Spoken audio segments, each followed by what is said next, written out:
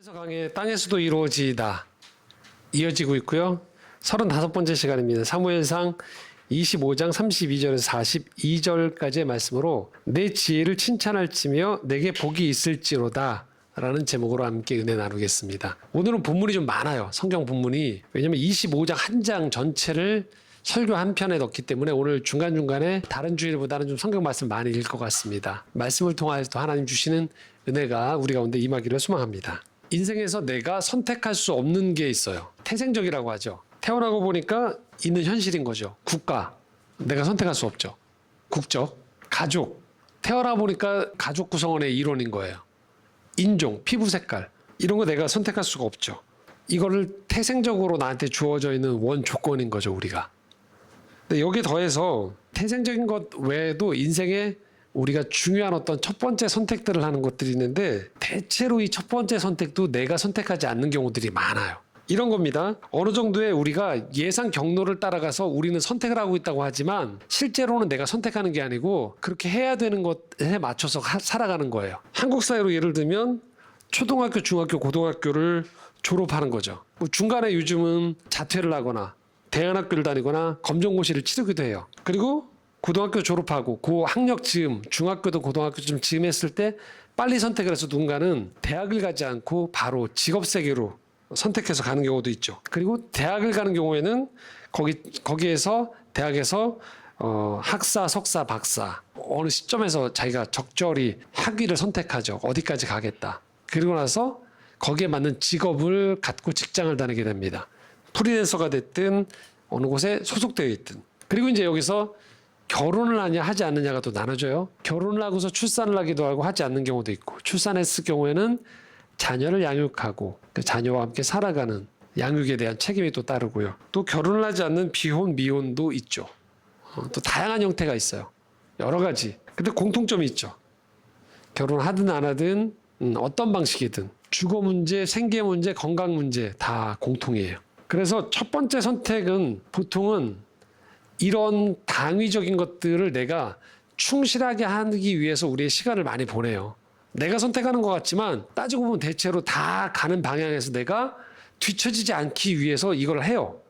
그렇게 한단 말이죠. 이미 형성된 사회의 일원으로서 그냥 따라가는 거예요. 신앙을 적용해 보면 이런 거죠. 모태신앙 또는 부모님이 어느 시점부터 내가 태어나기 전 또는 어렸을 때 부모님이 신앙을 다니면서 신앙을 갖고 교회를 다니기 시작할 때 자녀들이 가는 거죠, 교회를. 선택의 여지가 별로 없어요. 부모님이 가니까 같이 가는 거예요. 자, 이게 첫 번째 선택이에요. 선택은 하는데 내가 매사에. 근데 큰 흐름에서 보면 별로 선택할 수 있는 거리들이 별로 없어요. 그냥 가는 거예요. 근데 여기서 시기적으로 차이가 있지만 경우의 차이가 있지만 두 번째 이제 선택을 해야 되는 게 인생의 도래예요. 앞서 말했던 사회적 관습에 따라서 당연시했던 것들이 있단 말이죠. 거기 충실하게 살아가려고 했던 것. 근데 여기서 이런 관습들을 더는 당연하게 여기지 않게 되는 거예요. 그게 나한테 맞는 것인가? 내가 할 수 있는 것인가? 이 길을 가야 되는 것인가에 대한 기로에 놓여지게 되는 거죠. 이 이야기 쉽게 정리하자면 아까 신앙을 얘기했듯이 모태신앙인들 또 부모님을 따라 교회를 다녔던 사람들이 어느 시점이 되는 거예요. 대학을 가든 부모님과 함께 살던 거주지에서 다른 곳으로 이전을 하면서 내가 이제 교회를 선택해야 되는 시점에 도래할 때 어떤 사람은 여기서 교회를 더 이상 안 다니거나 더 이상 부모의 신앙과는 관계없이 무신론자로 살기도 하고 또는 부모와 다른 교파나 다른 성격의 교회를 찾아가기도 하는 거죠. 이게 두 번째 선택인 거예요. 두 번째 선택이 첫 번째 선택과의 차이가 있는데 그것은 두 번째 선택에는 나의 의지, 지혜, 판단이 결정적이에요. 이직을 할 때, 회사를 옮길 때. 첫 번째 직장을 선택할 때는 의뢰 당연히 그렇게 한다고 생각해서 간 거예요. 남들이 좋아한다고 생각하는 것. 남들이 이 정도면 여기 취업하면 부모님이 기뻐하실 때야. 부모님이 자랑이 될 만한 데야. 나도 만족할 것 같아. 친구들에 비해서. 라고 하는 게 첫 번째 직장이었다면 퇴사를 해서 이직을 하거나 어떤 식의 창업을 할 때 이거는 다른 거예요. 첫 번째 선택과는. 이제 누적된 경험 속에서의 나를 찾아가는 과정이에요. 거기서는. 또 만남에 있어서 이별을 할 때도. 예전에는 우리가 항상 어릴 때부터 들었던 말은 뭐죠? 친구들과 어떻게 지내라. 사이좋게 지내라. 싸우지 마라. 잘 지내라. 이렇게 한단 말이죠. 근데 어느 시점에서 우리가 인생에서 더 이상 이런 방식으로 유지할 수 없는 관계가 있다는 걸 알게 되는 거예요. 그래서 절연을 하거나 이별을 하거나 어떤 관계에 있어서 정리가 따르는 지점들이 생기기 시작해요. 근데 그때 내가 판단하는 거죠. 또 지역을 옮기거나 이민을 가는 것도 마찬가지죠. 그래서 이 두 번째 선택은 첫 번째 선택보다 또 다른 측면에서 내게 굉장한 많은 변화를 주게 돼요. 친구를 선택하게 되는 거예요.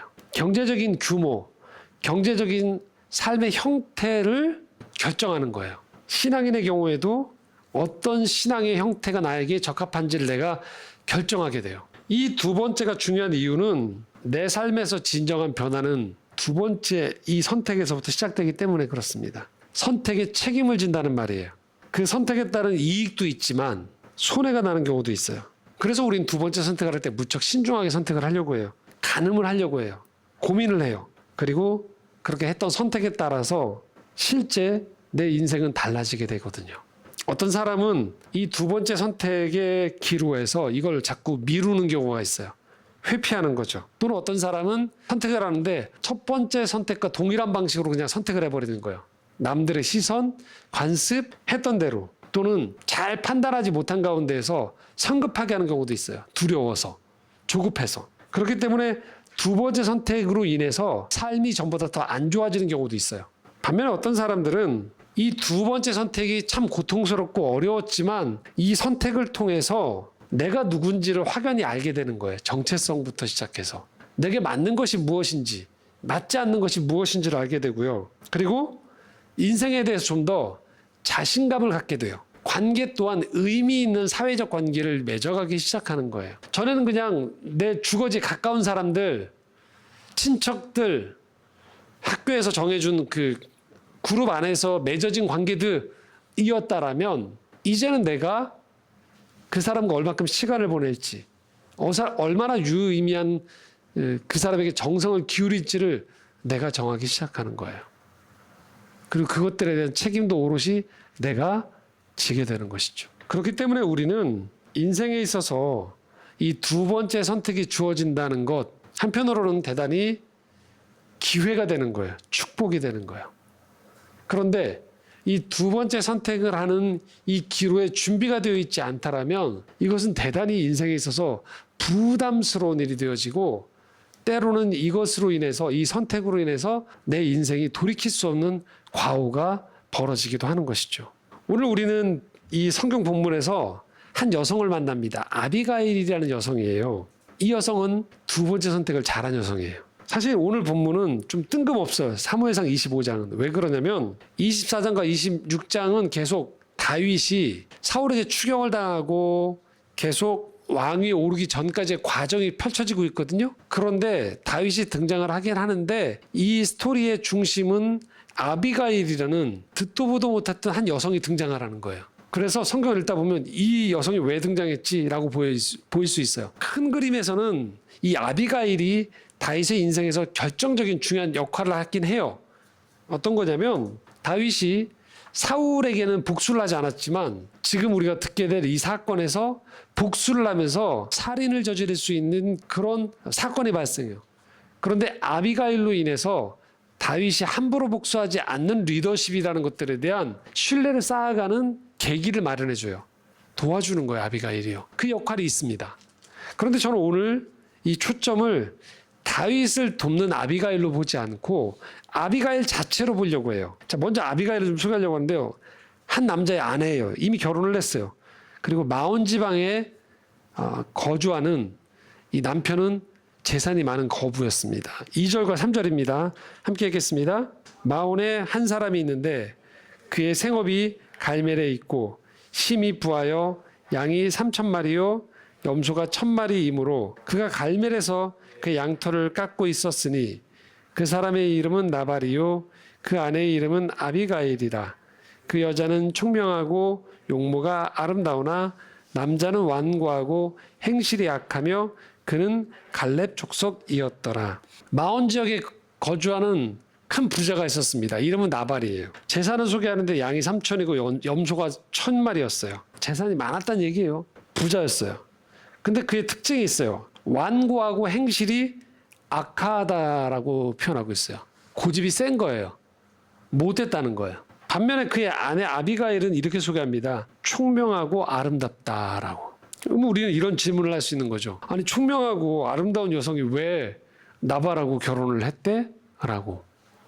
이게 바로 오늘 서두에 말씀드렸던 어떤 선택이죠? 첫 번째 선택인 거죠. 그 지방에서 자랐던 여성 입장에서 선택권이 별로 없었던 거예요. 그 지방에서 사는 사람들이 부모가 맺어준 결혼이든 그 지역의 풍습에 따라서 아비가일은 나발과 결혼을 한 거예요. 선택권이 없었을 가능성이 많은 거죠. 그래서 이 아비가일의 일상은 완고하고 악한 행실을 하고 있는 남편과 살아가는 게 그녀의 일상이었을 거라는 거죠. 그런데 성경은 여기서 그럼에도 불구하고 구분을 지어요.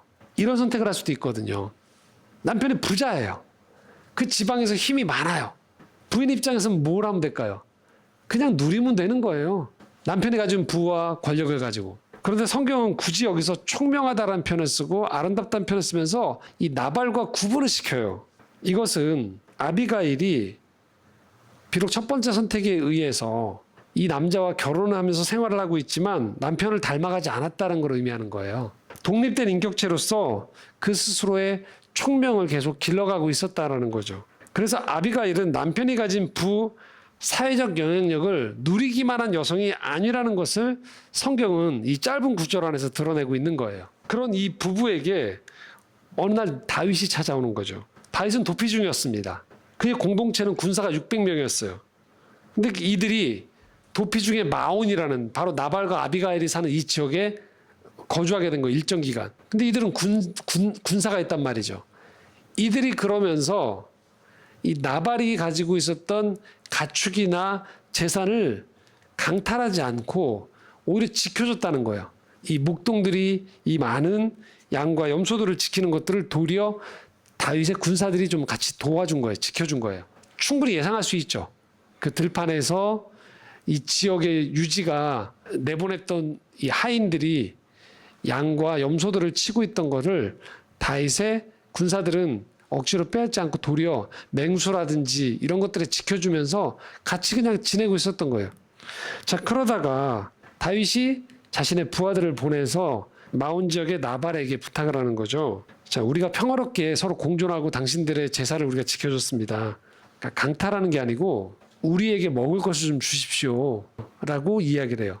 고대 근동 지방에서 가지고 있었던 풍습 중 하나가 환대거든요. 나그네에 대한. 그래서 환대해달라고 좀 부탁을 합니다. 7절 8절이거든요.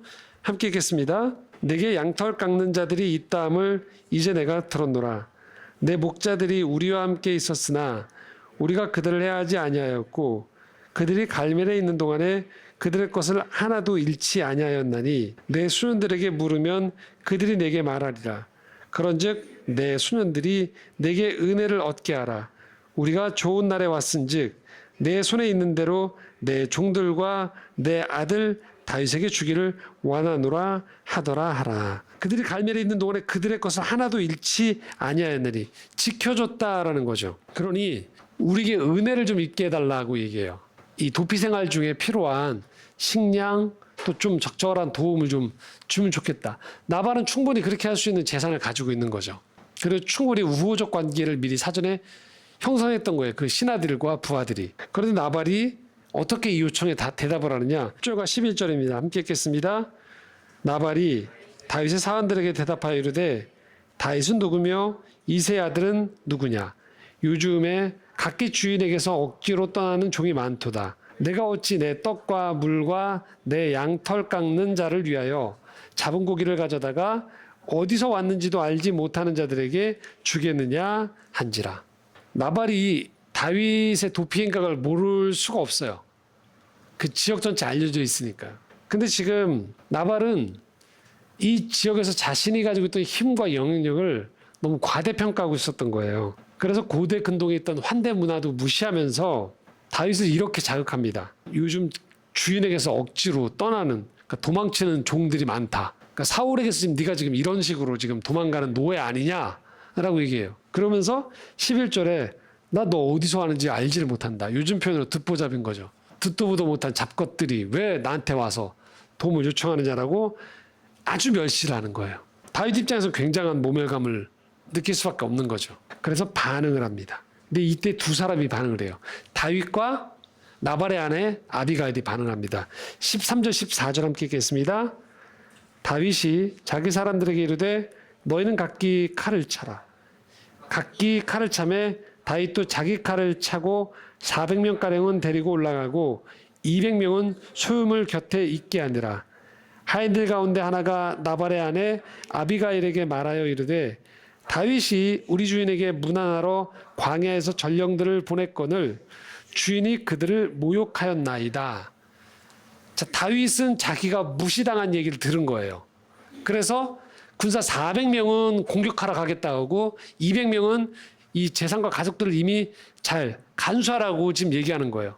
역공이 있을 수도 있으니까. 근데 이 400명이 지금 나발을 공격한다는 건 일반적인 가정에서 400명까지 거느리고 있지 않거든요. 이들은 공격할 수 있는 준비가 된 거예요. 그냥 나발은 적절히 모욕을 주면 무시당하고 갈 줄 알았지만 다윗은 그런 사람이 아니었던 거예요. 그리고 다윗의 군사력은 무시당할 정도가 아니었던 거죠. 그리고 이 얘기를 하인 중에 하나가 주인의 부인이었던 아비가일에게 가서 고한 거예요. 나발에게서 말한 게 아니고. 다윗이 우리 주인에게 문안하러 광야에서 전령들을 보냈다가 모욕당했다고 구체적으로 표현합니다. 그러니까 꽤 무시를 당했다는 걸 다 알고 있는 거예요. 나발의 신하들도 그 광경을 지켜보면서 우리 주인이 왜 저렇게까지라고 생각할 만한. 그래서 비로소 아비가일은 이제 큰 사건이 벌어졌다는 걸 알게 된 거죠. 18절 19절입니다. 함께 읽겠습니다. 아비가일이 급히 떡 200덩이와 포도주 2가죽부대와 잡아서 요리한 약 5마리와 볶은 곡식 5스아와 건포도 100송이와 무화과 뭉치 200개를 가져다가 나귀들에게 싣고 소년들에게 이르되 나를 앞서가라. 나는 너희 뒤에 가리라 하고 그의 남편 나발에게는 말하지 아니하니라. 그러니까 굉장히 지혜로운 거죠. 사고로 남편이 쳤으니까 남편 또 개입시키면 이 문제 해결 안 될 거니까 알리지 않는 거예요. 그리고 융숭한 대접을 할 준비를 철저하게 해서 지금 다윗을 찾아가는 거예요. 본질을 본 거예요. 이 사건에 지금. 자존심을 세울 때가 아닌 거예요. 자칫 잘못하면 자신의 가족 전체가 몰살당할 수도 있다는 걸 아비가일이 직감한 거죠. 그래서 이 문제를 해결하러 갑니다. 그리고 여기서 아주 지혜롭게 이 아비가일이 다윗의 분노를 누그러뜨립니다. 27절, 28절, 31절 함께 읽겠습니다.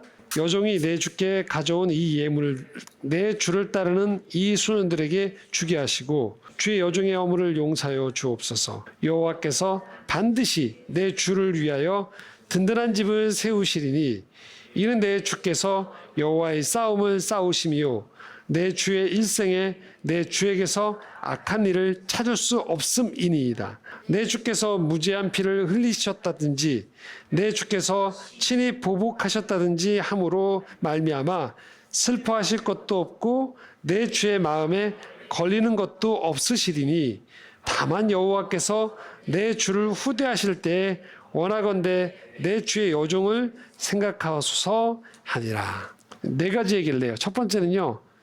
내가 가져온 예물을 좀 받아달라고 얘기해요. 선물을 받아주십시오. 두 번째는요. 남편이 잘못을 했거든요. 그런데 그 앞에 가서는 남편으로 돌리지 않아요. 당사자로 얘기해요. 내 잘못이라고. 그리고 자기를 여종이라고 하면서 바짝 낮춘 상태에서 용서를 구해요. 그리고 세 번째, 다윗 편에서 고려해야 되는 걸 한 가지를 얘기해요. 복수하지 마시라. 피 흘리지 마시라. 하나님의 사람으로서 함부로 당신의 가지고 있는 군사력을 낭비하지 말라. 살인을 통해서 하나님 보시기에 합당하지 않은 일을 하지 말라고 얘기하는 거예요. 그리고 네 번째, 특이한 얘기를 해요. 나를 기억해달라. 이 네 번째가 중요한 거예요. 나를 기억해달라. 이렇게 자기를 기억해달라고 하는 여인들이 성경에 종종 등장해요. 여러분, 성경은 쓰였던 당시의 배경이 남성 중심 사회의 책이거든요. 그런데 성경에 보면 곳곳에서 보석처럼 이 남성 중심 사회에서 콘크리트 같은 이 단단한 이 관습과 문화를 뚫고 그걸 깨트려 버리고 나오는 여성들이 있어요. 대표적으로 이스라엘 백성들이 가나안 정복 갈 때 거기에 있었던 기생 라합이라는 여성이 있었죠. 정탐꾼들을 숨겨줘요. 죽을 수도 있는데 위험 부담을 안고 그러면서 뭐냐면 우리 가족들을 기억해달라고 얘기해요. 그래서 가족들이 몰살당하지 않아요. 또 룻기에 보면 시아버지 죽고 형님 죽고 자신 남편까지 세 남자가 죽은 집안에 있던 룻기라는 여성이 있었어요. 이방 여성이에요. 근데 이 여성이 이 남편 집안의 친척 보아스 집에 찾아가서 밤에 이불 속으로 들어가요. 나를 받아달라고 과감하게 날 책임져 달라고 얘기합니다. 그리고 이 여성 아비가일 지금 남편 사고 친 것에서 다윗이 어떤 처분을 낼지 몰라요. 근데 여기서 정신을 똑바로 차린 가운데에서 다윗에게 우리 가족, 우리 여기 이 가문을 용서해 달라는 데서 그치지 않고 아주 특이하게 여기서 나를 기억해 달라고 갑자기 다윗에게 얘기를 해요. 이 선택은 믿음의 선택이고 지혜로운 선택이 돼요.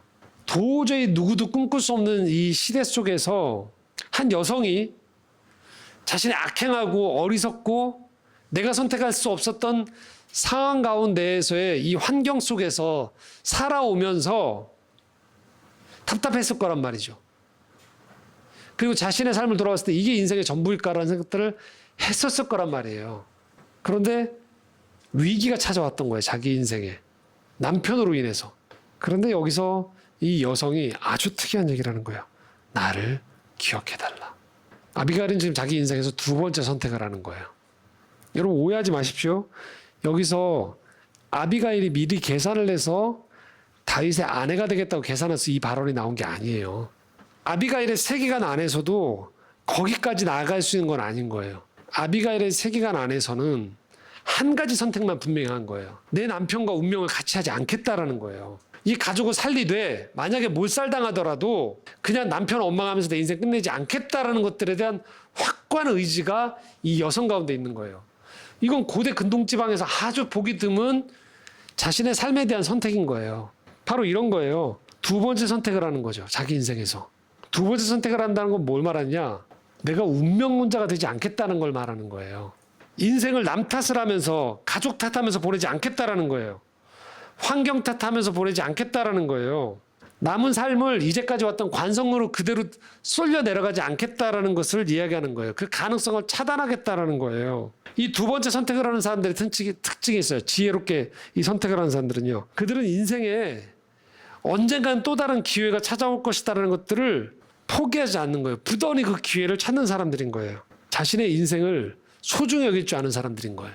더 나은 삶에 대한 희망, 소망, 비전을 품는 사람들인 거예요.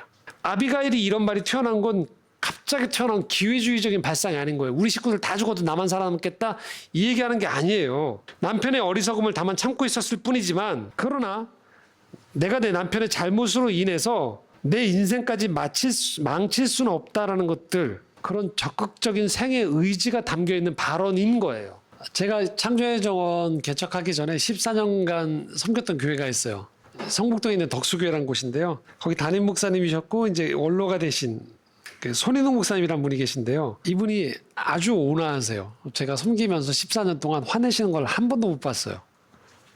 제가 실수했을 때도 있었을 때에도 그걸 보면 기침 한번 하시고 말아버리시고 참 온화하게 덕장으로 목회를 하셨는데요. 그분의 일화 중에 하나를 좀 나눠드리려고 해요. 이분이 경북 군위의 유교 집안에서 자라셨는데 집안이 아마 무척 그 당시 어려우셨나 봐요. 경제적으로. 이 손인웅 목사님께서 초등학교 6학년 동안 결석도 안 하고 6학년 내내 학급 반장 정규 어린이 회장을 했던 뭐 그런 친구들 있잖아요. 학교 다니면서.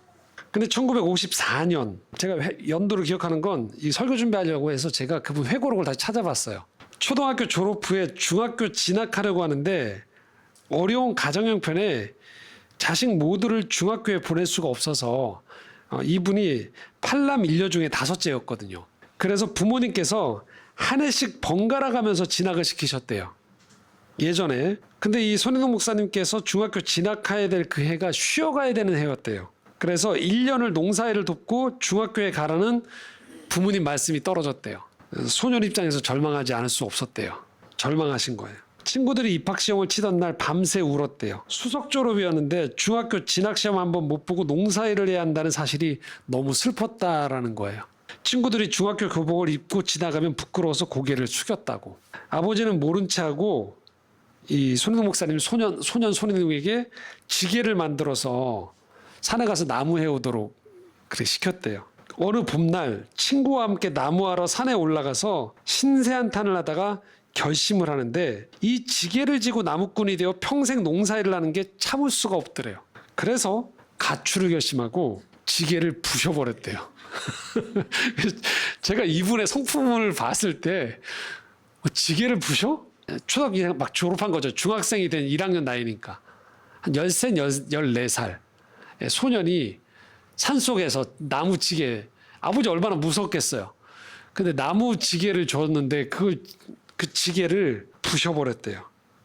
그리고 그 길로 20리길을 걸어서 천우고아원이라는 곳에 갔대요. 그리고 고아원에 가서 공부만 하게 해주면 뭐든지 다 하겠다고. 고아원에 살겠다고. 눈물로 호소를 했대요. 근데 부모님이 있는 아이는 고아원에서 받아줄 수가 없는 거예요. 그래서 원장님이 잘 타일렀대요. 집으로 가라고. 14살 아이가, 13살, 14살 아이가 얼마나 뭐 힘이 있겠습니까? 그래서 집으로 터덕터덕 밤늦게 돌아온 거죠. 근데 알고 봤더니 난리가 난 거죠. 애가 없어졌으니까. 온 동네가 이 아이를 찾느라고 발칵 뒤집혔던 거예요. 아버지께 단단히 이제 혼나겠구나라고 생각하고 아버지 앞에 섰대요. 근데 오히려 아버지께서 이 소년의 마음을 달래주시더래요. 그리고 그해 4월에 면사무소에서 중등 과정을 교육할 수 있는 공민학교라는 데가 신설돼서 거기서 공부하면 중학교 학력을 인정받을 수 있는, 중학교는 아닌데 중학교 학력을 인정받을 수 있는 곳이 생겼대요. 거기를 보내주신 거예요. 그래서 2년을 공부했는데 거기가 형편이 어려워지면서 학교가 문을 닫게 되어져서, 그래서 부모님이 그 학교, 공민학교 교장 선생님하고 협의를 하셔서 대구 서중학교로 중학교 3학년에 편입을 시켜 주셨대요. 그래서 계속 공부를 할 수 있게 되었다라는 거예요. 제가 이 얘기 예전에 계실 때도 가끔 하셨었거든요. 내가 지게를 부셨다고. 근데 가끔 이렇게 그런 생각을 해봐요. 그 경북의 산골에 있던 한 소년이 과연 자신의 운명을 어떻게 받아들였을까? 그 마음을 생각해보면 먹먹해질 때가 있더라고요. 내 인생을 이대로 끝낼 수 없다라는 생각에 그 산속에서 소년이 지게를 부수고 20리길을 걸어서 고아원에 가서 여기 살겠다고 얘기했을 때 그 심정이 어땠을까? 저는 나이는 어리지만 그 소년의 마음속에 두 번째 선택을 그 시점에서 했다고 저는 생각해요. 이대로 끝내지 않겠다라고. 그러니까 우리가 인생에서 두 번째 선택을 한다는 건 나이에 상관이 있지 않아요. 어떤 사람은 나이가 아주 많음에도 불구하고 두 번째 선택을 하지 않거나 두 번째 선택을 첫 번째 선택과 동일하게 그냥 안주해버리는 경우도 많단 말이죠. 그런데 누군가는 자신의 인생에 찾아온 이 기회를, 또는 자기 스스로가 기회를 만들어서 두 번째 선택을 다르게 하는 사람들이 있단 말이에요. 환경을 탓하거나 운명을 탓하는 것이 아니고 내가 가치롭다고 믿는 그 삶을 향해서 나를 던지는 선택을 하는 거예요. 사실 성공이 보장된 건 아니죠. 이 선택은. 그렇지만 이후에 이 선택에 따른 결과를 내가 오롯이 받아들이겠다라고 하는 거죠. 신앙은 거기서부터 사실은 바로 나의 하나님을 찾게 돼요. 왜냐면 이제 내가 책임을 져야 되잖아요. 부모 탓을 할 수 없단 말이에요. 그래서 그때부터 내가 하나님께 간절함이 거기서부터 시작돼요. 살려달라고. 숨 좀 쉬고 싶다고. 다른 삶을 살고 싶다고. 그런 거예요. 그리고 하나님은 그렇게 두 번째 선택을 용기를 내서 하는 사람들의 삶을 지켜보시면서 함께 하신다는 거예요. 아비가일이 지금 나를 기억해달라고 이해한 건 자신은 다 알지 못하지만 맨 마지막에 어떻게 펼쳐질지 알지 못하지만 최소한 내 삶을 이대로는 갈 수 없다라는 것들에 대한 두 번째 선택에 대한 몸부림이자 외침이었던 거예요. 그리고 다윗은 이 아비가일의 용기 있는 선택을 기꺼이 받아줍니다. 33절 35절입니다. 함께 읽겠습니다. 또 내 지혜를 칭찬할지며 또 내게 복이 있을지로다. 오늘 내가 피를 흘릴 것과 친히 복수하는 것을 내가 막았느니라. 나를 막아 너를 해하지 않게 하신 이스라엘의 하나님 여호와의 살아계심을 두고 맹세하노니 내가 급히 와서 나를 영접하지 아니하였다면 밝는 아침에는 과연 나발에게 한 남자도 남겨두지 아니하였으리라 하니라. 다윗이 그가 가져온 것을 그의 손에서 받고 그에게 이르되 내 집으로 평안히 올라가라. 내가 내 말을 듣고 내 청을 허락하노라. 다윗이 지금 이 아비가일의 무척 도발적인 이 이야기를 이렇게 평가해 주는 거예요. 네 지혜를 칭찬한다.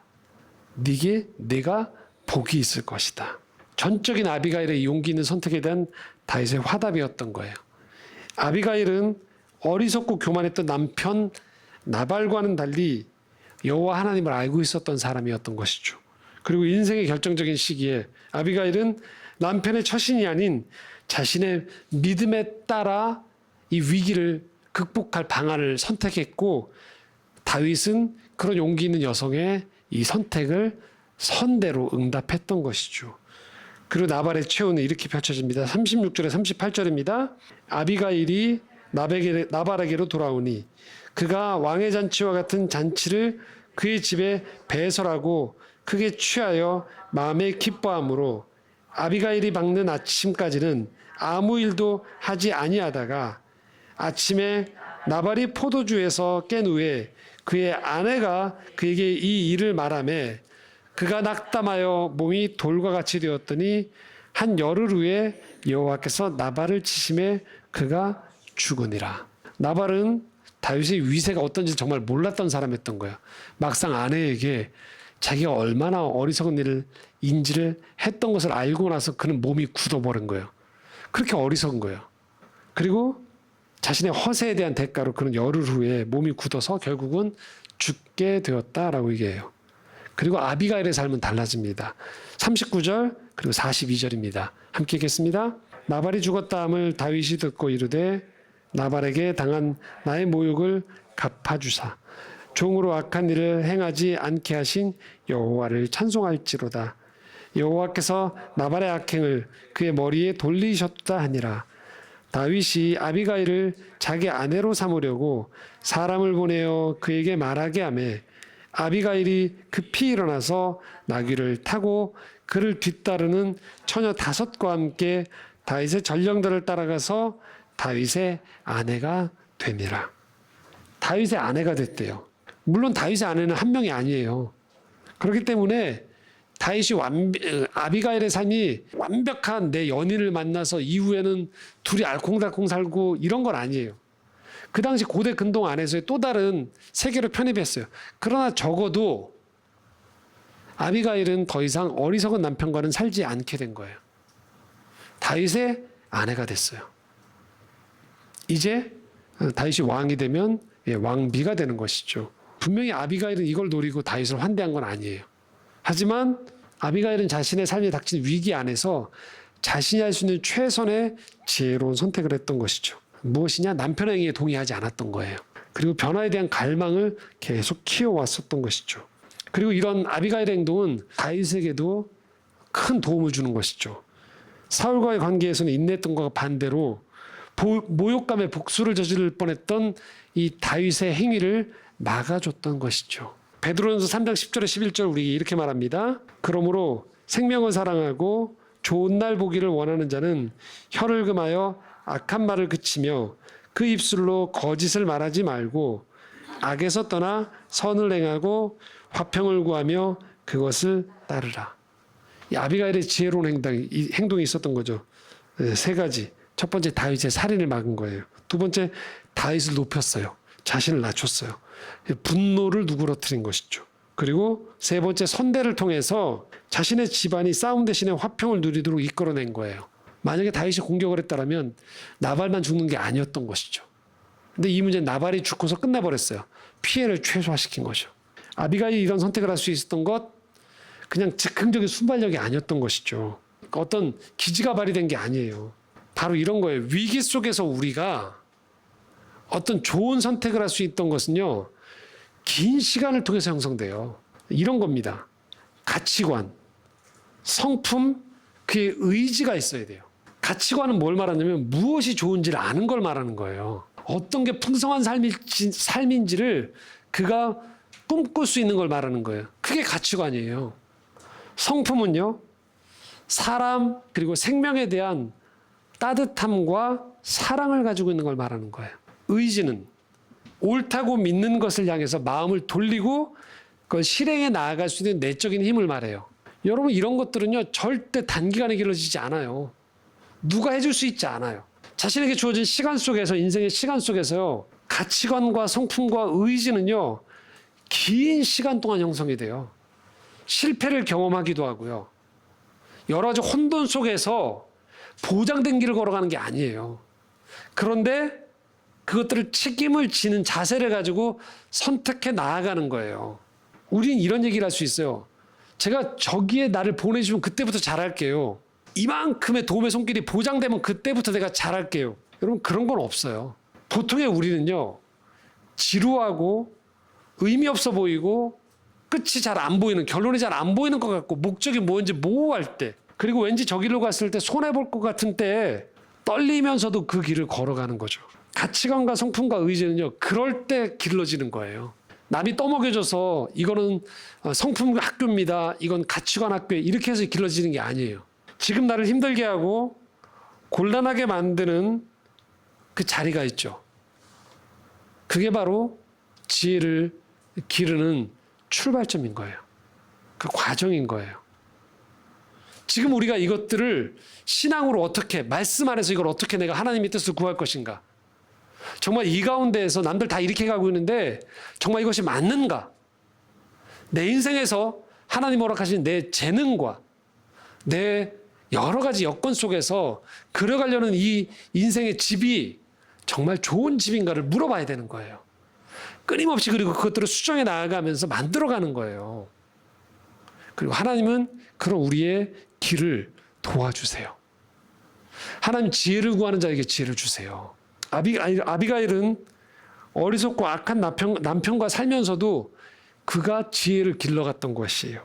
다윗 또한 마찬가지인 거죠.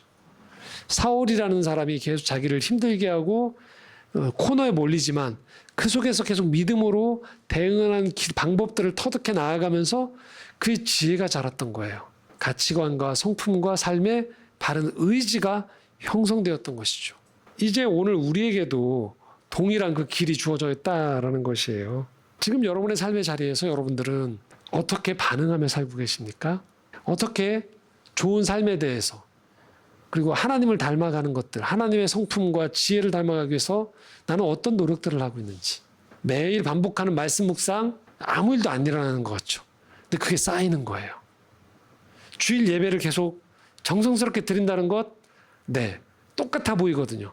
그런데 그 안에서 하나님에 대한 신뢰가 형성돼요. 위기의 순간에 바른 선택을 할 수 있는 의지가 우리 안에 형성되어져 가는 거예요. 그리고 끊임없이 내가 인생의 좋은 선배들, 또 심지어는 내가 좋은 선택이라고 믿고 했던 선택에서 오는 실패까지도 책임 있게 내가 받아들이면서 실패를 복귀하는 과정을 통해서 우리는 하나님의 사람으로 점점 성장해 가는 거예요. 우리 인생을 통해서, 그래서 그 선택의 책임을 지는 사람, 그 사람이 지혜로운 사람인 거예요.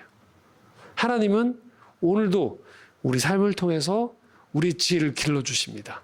그리고 지혜로운 선택을 믿으며 그렇게 했던 선택 가운데서 하나님은 우리 삶에 합력해서 선을 이루어 주시는 것입니다. 우린 그 여정에 놓인 믿음의 사람들인 것입니다.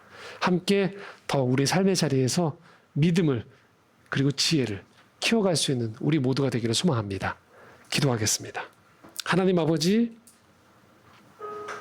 오늘 이 아비가일 한 여성이 자신의 삶에 닥친 위기 속에서 지혜로운 선택을 하는 이 과정을 살펴보았습니다. 참으로 믿음이, 참으로 지혜가, 용기가 중요하다는 것, 머리는 알고 있지만 삶에서 그렇게 살지 못할 때가 많습니다. 주는 보장된 길이 아닌 믿음의 길을 걸어가게 하시고, 편안한 길이 아닌 가치로운 길을 걸어가게 하시며, 또 하나님 기뻐하실, 또 생명을 살리는 그 길을 걸어가는 저희들 될 수 있도록 주님 도와주시고 역사하여 주시옵소서. 예수님의 이름으로 기도드리옵나이다. 아멘.